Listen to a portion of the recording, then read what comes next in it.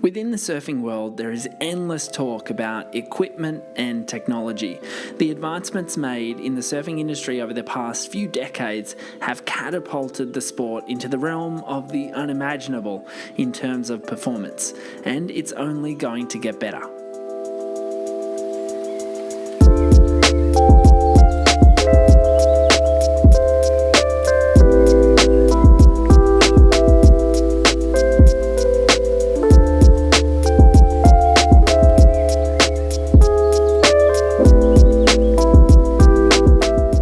But how does all this new surfboard design really change the way we, you and me, the everyday surfer, approach our participation in the sport? How do we know, amongst a plethora of different choices available to us now, which surfboard is going to suit us best?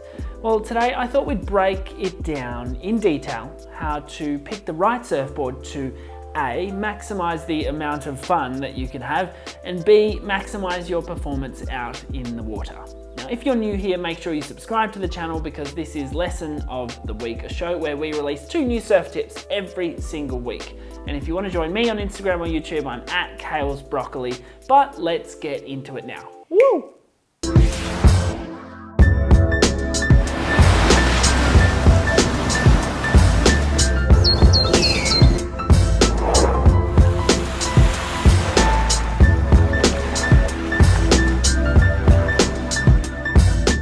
Selecting the right surfboard is an extremely important factor in determining your surfing outcomes. As a surf coach, I see too many people with inappropriate surfboards for their ability or for the waves. And being able to discern which type of board you should ride and include in your quiver can make or break a surfer's progression in the sport.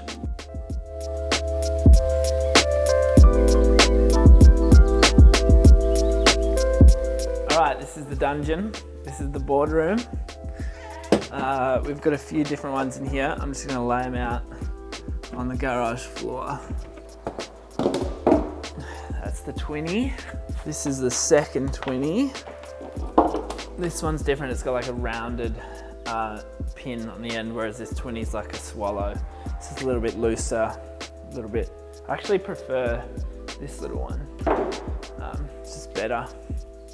And then I've got my backup. This is actually my backup of my everyday board, the Raptor. So this one's currently unused.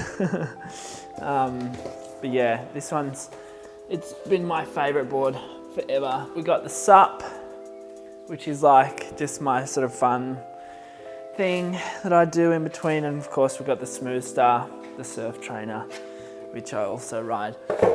There's 2 more. I'll get out the car now. Follow me. And this is my current everyday board. It's a little bit sort of battered around at the moment. And it's going yellow. Wow, that's looking pretty ugly. This is the setup. My quiver contains a bunch of very different boards, which importantly match my intention for my surfing. My intention is to be able to surf every single day, to have as much fun as possible, and to continue progressing at a fast rate. This means that my boards come in all shapes and sizes. Now I get it that some people don't want a quiver of surfboards, and that's fine, but I do want to point out that there is a benefit to having a couple of different boards that you can use. Regardless of the conditions, it means that you can pretty much surf every single day. And in terms of getting up your ocean hours and progressing, the most important factor is spending time in the water.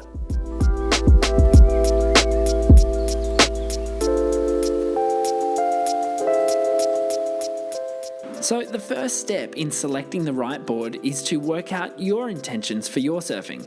Do you just want to have fun? Do you want to improve? Do you want to do both? How quickly do you want to do them? How big a waves do you want to ride? Take a moment to write your answers down, or at least keep them in the forefront of your mind as we go along. Whenever anyone talks about boards, they seem to only talk about the size of the board and nothing else. And actually, the size of the board is only one factor in determining its performance overall. You might be surprised to know that some boards, although entirely different lengths and widths, can actually float and almost perform the same. Let me explain. I want to talk about volume here. Volume essentially is talking about buoyancy. It reflects the liters of space inside a surfboard and is an indication of its buoyancy. Basically, the more volume a surfboard has, the more buoyant or floaty it is. If we use volume as our measurement scale, we can see that different sized surfboards are actually very similar due to their differences in widths and thickness. Take these 3 surfboards, for example, from the JR Surfboards website. One is an intense fish shape board called the Sloth, and at a length of 5'6", it's bringing 30 litres of volume to the table, a pretty hefty amount of float. Let's compare it to my surfboard, my everyday surfboard, a 5'6" Raptor, which is a hybrid shape in between a fish and a high performance board. At 5'6", my Raptor only has 27.2 litres of volume, almost 10% less, a significant difference compared to the Sloth. Now, if we go to a quote-unquote high-performance board example, we see that this board here, the Donkey, ridden by a pro surfer and friend of mine, Dion Atkinson, comes in at only 22.6 litres in the 5'6" length, a further 20% reduction in floatiness from the Raptor. But let's have a look. And yes, all these boards might be the same length, but once in the water, they would perform entirely differently thanks to their differences in volume. So you can see now how length of a surfboard is a pretty poor overall indicator of how it performs. Volume is probably my most important factor when selecting a surfboard. Yes, the shape is important, but volume I know is going to dictate how fast I can paddle, how easily I can catch waves, and how easily I can ride the waves. We've given some volume recommendations before for beginner surfers up to advanced surfers, and people came back saying they thought they were too low, they were a little bit difficult. I do understand the hesitation to undercut yourself with your surfboard's volume, but just know that having too little volume is a hindrance to your surfing, yes, but so is too much. Now, after doing a lot of research and chatting with some board shapers, I've come up with my final recommendations for calculating your ideal volume. Now, this isn't foolproof, but just use it as a guideline when selecting your surfboard. I'm going to base these recommendations off of a 100 kilogram person for ease of comparison and the drawing of percentages here. For reference, I myself am around 80 kilograms. Beginner surfers, people just starting out, first 5 to 10 sessions sort of thing, should calculate their desired volume by multiplying their body weight in kilograms by 0.7. That is, 70% of your body weight in kilograms gives you a good indication of ideal volume of your surfboard, in this case 70 litres. An intermediate surfer, cutting across on the wave, performing small turns, should multiply their weight in kilograms by 0.45 to find out their ideal volume. Intermediates to advanced surfers, performing decent turns, no rotational maneuvers, no aerials, should multiply their weight in kilograms by 0.37. Whilst highly advanced surfers performing radical turns and aerial maneuvers should calculate their volume by multiplying their weight in kilograms by 0.34. For me, that means I'll multiply my 80 kilograms by 0.34 to get 27.2 litres of volume. And would you look at that? My Raptor is coming in at 27.2. How convenient. Now, if you want this table here, what I'll do, I'll post it to my Instagram stories and highlight it this week. It's at Kale's Broccoli if you want to save it.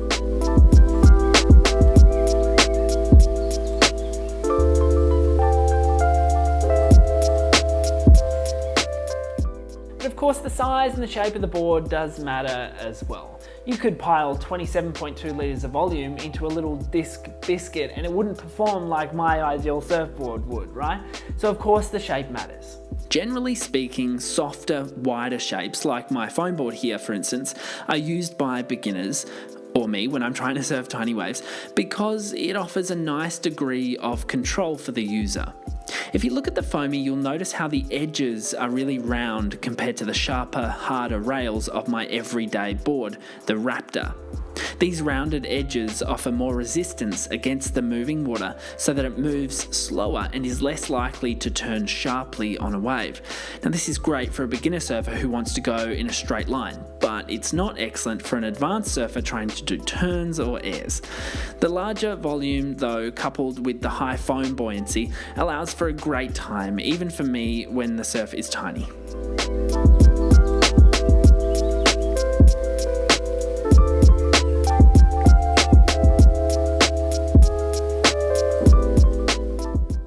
We've always maintained here from the get-go at How to Rip that surfers should progress from their long, soft foam boards, beginner boards, to intermediate shaped boards as quickly as possible.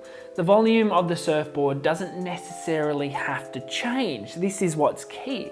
But the shape of the surfboard should, because as I just discussed, the sharper, tighter curvature of the more high performance boards generally offer increased likelihood of progress.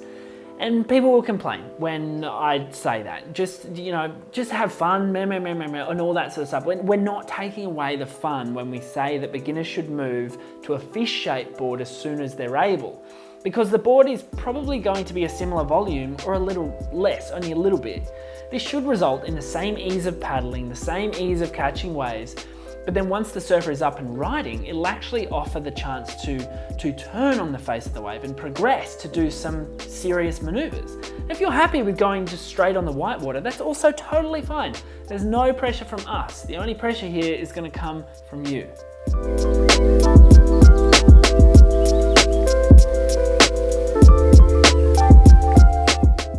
How else does the shape of the board impact performance? Well, even if you get the volume spot on, if you're riding a nice little foam board like mine here, don't expect to be popping airs or big rotational maneuvers.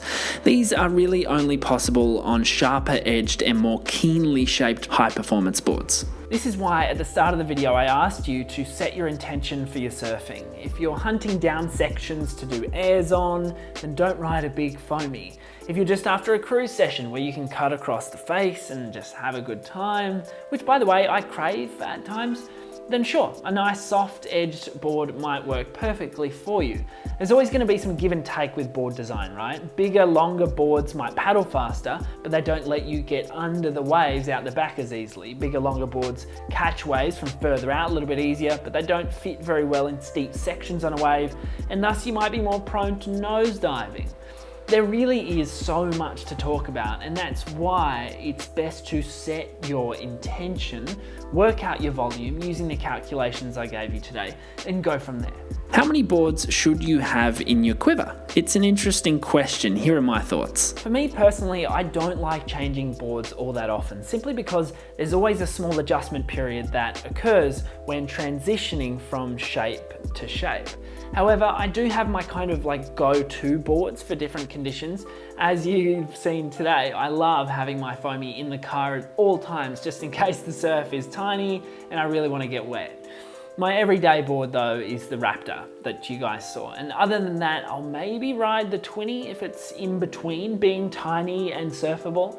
And I'll take the SUP out on flat water as well, just to mix up my routine. Essentially what this means is, if you're here for the long run, I recommend you should have 3 boards. One for when it's tiny and you still want to surf, your everyday board, and a groveler board for the in-between stuff. And remember, the groveler board can also act as a backup to your everyday board if something happens to it.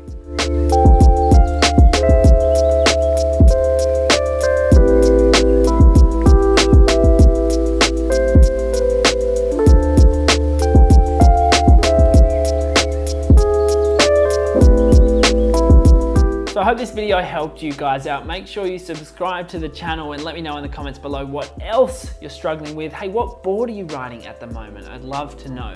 I put some links in the description for some of the gear we use here at How to Rip. There are some discount code options there for JR Surfboards that you should definitely check out. And be sure to follow me on Instagram and YouTube at Kale's Broccoli. Guys, I will see you soon.